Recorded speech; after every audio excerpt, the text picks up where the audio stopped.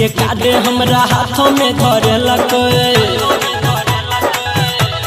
रे भाई दोपहरिया में हमारा बोलेलक शादी के काटे हमरा हाथों में धरेलक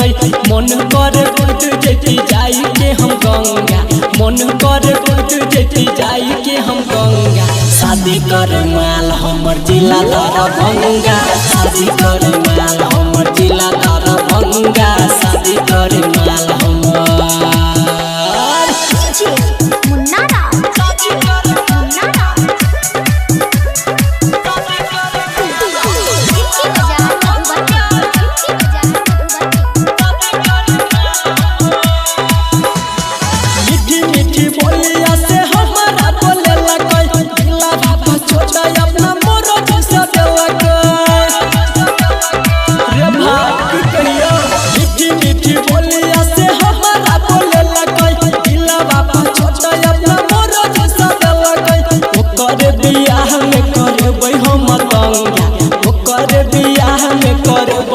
शादी कर माल हमर जिला दरभंगा शादी कर माल हमर जिला दरभंगा शादी कर माल हमर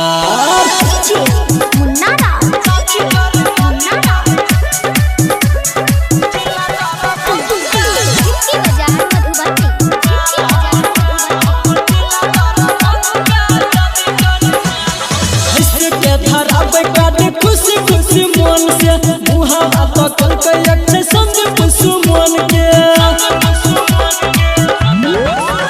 अरे हंस के धरा पे काटे खुशी खुशी मन से मुहावा तकल के एक समझ पुसुमन के हर भजन राइटर के कर दिल के चंगा बबल संगीत के कर दिल के चंगा शादी कर माल हमर जिला दरभंगा शादी कर माल हमर जिला दरभंगा शादी कर माल हमर